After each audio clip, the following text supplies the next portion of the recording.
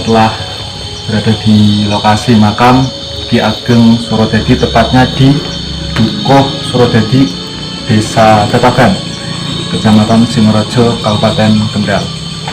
Yang belum tahu mungkin ada mapnya? Ada. Ya, ada di map, nanti bisa di-share link mapnya. Kalau mau kesini, tempatnya asik, masih sangat-sangat asri dengan berbagai keindahan alam dan banyak situs-situs bersejarah yang sangat berguna untuk kita pelajari di masa saat ini. Karena apa? Karena banyak sekali tuntunan yang bisa diambil oleh kita yang posisinya sebagai generasi penerus para ulama dan para pahlawan terdahulu yang telah berjuang memperjuangkan agama Islam. Dan kali ini kita bersama Bapak Sugianto selaku juru kunci atau kuncen dari makam Ki Ageng Surodadi.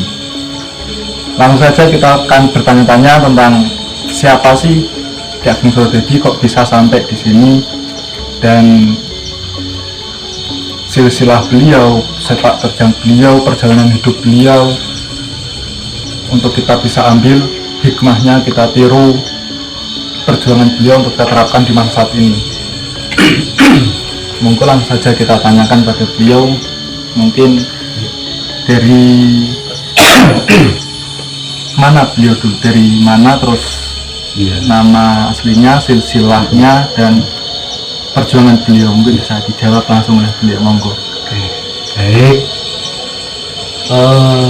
Untuk cerita dari Mbah Kiai Surodadi sendiri, beliau dulu adalah senopati zaman kerajaan Ajam, dan beliau menjabat sebagai penasihat. Dan dikala itu Mbah Kiai Surodadi, riwayat perjalanan beliau sampai di sini, Mas ya, itu beliaunya diutus oleh gurunya, yaitu Raden Said Sunan Kalijogo. Dan perjalanan beliau sebelum sampai sini, beliau di tengah-tengah perjalanan, kurang lebih di wilayah dusun Karangtalun waktu itu, beliau dimintai oleh Demang, wilayah desa situ, yaitu untuk mengusir, karena di kala itu banyak beboyo, kalau bahasanya Jawa. Ternyata di wilayah situ ada sistemnya makhluk jadi-jadian atau manusia suluman, yaitu Mbah Singojoyo. Dan alhamdulillah setelah masyarakat Karangtalun bertemu Mbah Surodadi dan Ki Singojoyo itu berhasil ditaklukkan oleh Kiai Surodadi, akhirnya di wilayah situ aman, dan akhirnya Ki Singojoyo menjadi prajurit dari Mbah Kiai Surodadi tersendiri. Dan pada waktu itu beliau nyampe ke tanah hutan Sasaban ini, atau yang bisa dikatakan Gunung Kendal kala itu. Beliau juga tidak tahu tujuan kesini untuk apa dan mau apa, itu beliau tidak tahu. Dan akhirnya Mbah Kiai Surodadi bertemulah dengan sosok wanita, yaitu pendekar wanita yang beliau sudah lama menetap di wilayah sini. Dan ternyata pendekar wanita itu juga murid dari Mbah Said Kalijogo. Gitu. Nah, akhirnya Mbah Kiai Surodadi bertemu dengan beliau yang bernama Mbah Biung Sami. Dan setelah bertemu, akhirnya Mbah Biung Sami menceritakan apa saja yang ada di wilayah sini dan kenapa Mbah Kiai Surodadi sampai sini. Karena Mbah Biung Sami sendiri dulu juga diutus oleh Mbah Said Kalijogo untuk menunggu murid atau putra, gitu. Ternyata yang dimaksud putra itu adalah murid, yaitu yang Mbah Surodadi itu. Dan setelah Mbah Surodadi bertemu dengan Mbah Biung Sami, diceritakan sejarah yang ada di sini. Ada pula sendang Panguripan, mata air Panguripan, ada juga batu persujutan, ada juga sendang Sigenyes, dan ada juga Curug. Nah, dari cerita Mbah Biung Sami, akhirnya riwayat itu diceritakan oleh Mbah Kiai Surodadi. Ternyata petilasan-petilasan tersebut akhirnya diserahkan oleh Mbah Kyai Surodadi atas mandat perintah dari Raden Said Kalijogo. Nah, keutamaan air Panguripan tersendiri ternyata pada waktu itu untuk konsumsi awalnya, dan ternyata mitosnya kalau cerita dari orang-orang sini terdahulu bahwa air sendang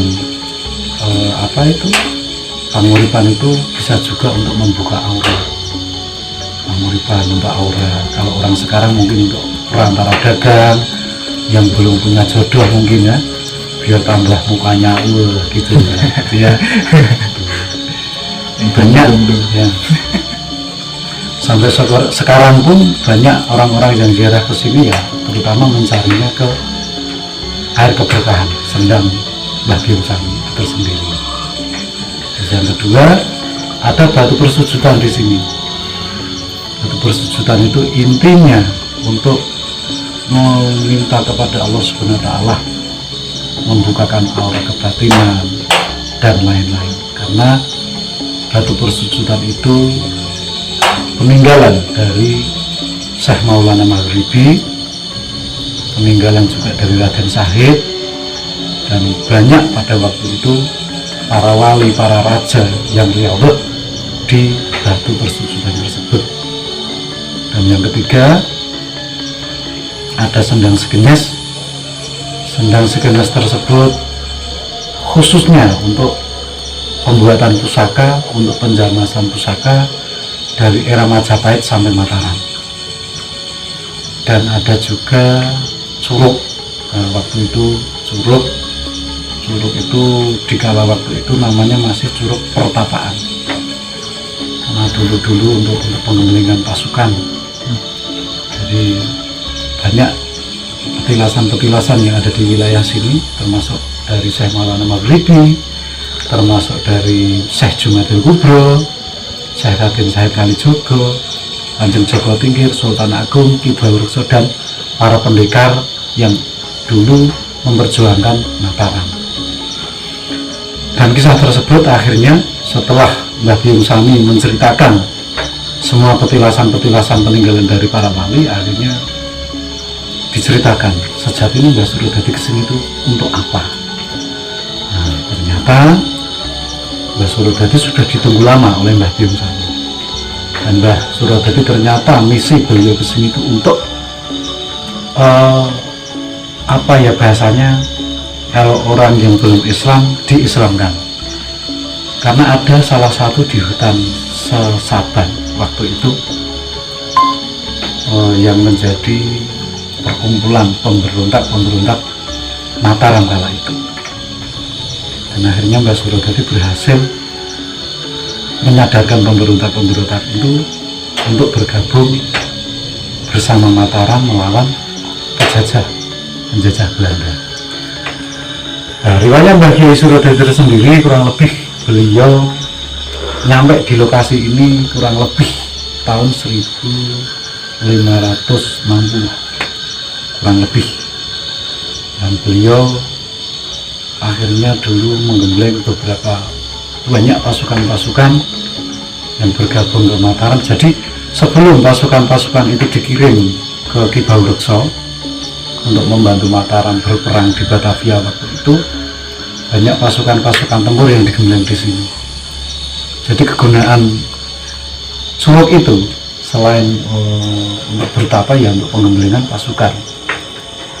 Dan salah satu petilasan tersebut akhirnya dikasihkan mandat ke Panglima oleh Surodadi masing-masing. Salah satu sendang Panguripan akhirnya diserahkan kepada Mbah Suro Hambali. Mbah Suro Hambali itu adalah Panglima Mbah Surodadi, dan diserahkan oleh Mbah Byung Sami juga, termasuk batu persujudan yang untuk membuka aura kebatinan mungkin ya kalau orang sekarang mengatakan seperti itu. Nah, terus untuk sendang segenes tersendiri diserahkan kepada Panglima Mbah Surodadi, yaitu Ki Surodumi atau Ki Surodwi. Dan Ki Surodumi atau Ki Surodwi itu adalah cucu dari Mbah Pakuwojo yang makamnya sekarang ada di Kaliwungu. Nah, beliau adalah pendekar atau sapu kawatnya Mbah Surodadi kala itu, sekaligus beliau adalah empu pembuat pusaka kebatinan ataupun pusaka perang. Dan mitos yang lain juga selain untuk pembuatan pusaka, bahwa Sendang Segenas itu pada kala itu untuk mandi para putri raja, karena banyak bukti sekarang juga ada, memang di situ ada batu-batu yang peninggalan masa itu masih ada walaupun tidak banyak. Terus ada lagi juga apa itu namanya, curug itu akhirnya bisa dikatakan curug Liseng, sekarang namanya curug Liseng ya. Jadi Pok Darwis ini kebetulan membuka, akhirnya dijadikan untuk wisata religi, dan curug Liseng itu akhirnya diserahkan kepada senopatinya Mbah Surodadi, yaitu Ki Suro Dipuro dan Ki Dipo Dipuro. Dan Ki Suro Dipuro dan Ki Dipo Dipuro tersebut, beliau adalah terkenalnya pada masa Mataram itu adalah macannya Mataram atau singanya Mataram, terkenal seperti itu. Kurang lebih mungkin cerita saya sampai di situ ya, kok di sini. Itu mungkin bisa dilanjut lagi apa yang mau ditanyakan oleh Mas YouTuber. Jadi jelas ya, intinya Ki Ageng Surodadi selain juga pendakwah, dia juga salah seorang pahlawan kemerdekaan yang turut membela perjuangan Indonesia untuk merdeka kala itu di bawah naungan kerajaan Pajang. Nah, itu Pajang. Jadi beliau menjabat panglima perang di kala kerajaan Pajang sampai Mataram, Panembahan Senopati. Iya. Oh iya, ada yang lupa ini. Silsilah Mbah Surodadi. Iya. Silsilah Mbah Surodadi itu adalah beliau keturunan kelima dari Syekh Jafar Sotek Sunan Kudus. Alhamdulillah silsilah itu kita temukan kurang lebih pada tahun 2009 yang dibuka langsung oleh Abah Gigi Gusti Haji Ki Santri. Beliau adalah pengasuh pondok pesantren As-Salafi Kiai Santri atau Padepokan Panembahan Ki Budo yang beliau ada di Sukorejo, Kabupaten Kendal. Dan alhamdulillah tahun 2017 diresmikan dari Keraton Jogja, dari Bupati Kendal, dari Dinas Wisata Kendal, Dinas Wisata Provinsi, dari Dinas Perhutanan Kabupaten Kendal juga. Dan untuk memperingati perjuangan dari Mbah Surodadi, mulai dari tahun 2013 kurang lebih diadakan haul dan kirab tumpeng agung. Dan kirab tumpeng agung sendiri ya intinya nguri-nguri budaya kan gitu. Dan juga menceritakan perjalanan Mbah Surodadi di kala perang melawan VOC bersama Ki Baurekso. Sudah jelas ya? sangat jelas, detail. Mungkin nanti untuk nasab dari Mbah Surodadi tersendiri bisa dimasukkan di kamera, bisa difoto. Oke, kita sambung kembali. Kenapa bisa dikatakan desa sini desa Cacaban? Karena pada waktu itu sebelum Mbah Surodadi datang ke sini kan ada alas ini yang alas hutan Sesaban. Terus karena orang Jawa tambah lagi hutan Sasaban, dan akhirnya sampai sekarang yang menjadikan desa Cacaban tersendiri. Dan inilah makam Mbah Kiai Surodadi. Begitu Mas. Jadi karena waktu itu kan ada hutan Sasaban itu ada penghuni aslinya, yaitu Mbah Kiai Menek dan Mbah Nyai Menek. Karena Mbah Surodadi waktu ingin menyadarkan para pemberontak, waktu ingin menyadarkan orang-orang yang waktu itu belum mengenal Islam, agak kesulitan karena posisi di hutan Sasaban kala itu wingit banget, banyak siluman-siluman yang mengelilingi di area hutan itu.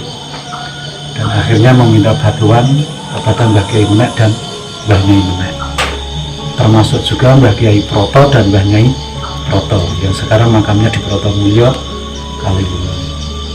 Dan akhirnya sampai sekarang hutan Sasaban itu menjadi desa Cacaban, nama desa kami.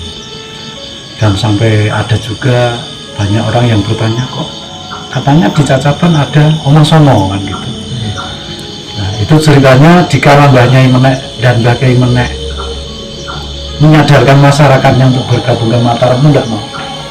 Untuk bergabung dengan Mbah Surodadi enggak mau. Dan akhirnya Mbah Kyai Menek dan Mbah Nyai Menek itu nyabdo, kalau orang Jawa nyabdo. Sing ora gelem wis berarti trimo wong songo tok sing bakal manggon ning kene. Sampai sekarang dusun cabang itu ya kurang lebih hanya 9 kakak atau 9 rumah. Dan sekarang menjadi diurus oleh Pak Darwis, menjadi desa wisata Omah Songo. Termasuk wisata religi yang ada di sini, situs-situs sendang panguripan, batu persujudan, sendang Sikenyas, Juru Krisen ini juga Omah Songo yang ada di dusun cabang. Sebenarnya masih banyak sekali petilasan yang ada di sini, Mas. Cuman mungkin waktu yang akan datang ya kita ceritakan kembali ya. Kita nanti part 2 kita akan membahas petilasan yang ada di sini, dari siapa saja, dari sejarahnya bagaimana. Yang penting satu, kita ambil ilmunya, kita ambil hikmahnya. Karena ziarah, kata guru saya itu takaruf ya. Sekalian kita silaturahim, kita berdoa. Ya, yang kedua untuk kita cari tahu siapa sih yang diziarahi kan gitu. Itu siapa. Ternyata mungkin banyak yang menanggapi kok makam wingi, makam ini terlalu. Sebenarnya di sini makamnya seorang ulama, seorang sayyid, dan seorang pahlawan juga yang bersembunyi di tengah-tengah hutan dengan maksud tertentu yang tadi sudah dijelaskan oleh juru kunci Pak Sugianto. Bapakku. Bapak sendiri. Dikat berarti. Bapakku Sugianto. Berarti ini kan dibuka untuk umum wisatanya. Ya, untuk wisata di sini, wisata religi di sini dibuka untuk umum. Jadi siapa saja boleh yang mau ziarah ke sini boleh, ngajak istri, ngajak pacar, ngajak siapapun boleh, asal yang penting tidak ngajak bencong, ngajak khawatir kan pasti yang cewek yang mana yang cowok yang mana nggak tahu gitu. Tapi asalkan positif tidak apa-apa, bencong juga manusia. Waduh. Intinya boleh ziarah, boleh ke curug, boleh ke sendang dengan syarat tetap menjaga etika dan menjaga kelestarian yang ada di sini, karena di sini situs-situs bersejarah yang dilindungi oleh negara. Betul. Jadi mungkin cukup sekian ya video dari kami, nanti kita lanjut di part selanjutnya. Motor suwun sangat nih Pak, Sama-sama. namun mengganggu waktale pun disuguhi kopi. Jadi kita mau ziarah dulu. Mungkin sekian video dari kami, mohon maaf bila ada kekurangan kata dan khilaf kami. Allahumma fiqh al-tariq. Wassalamualaikum warahmatullahi wabarakatuh. Waalaikumsalam warahmatullahi wabarakatuh.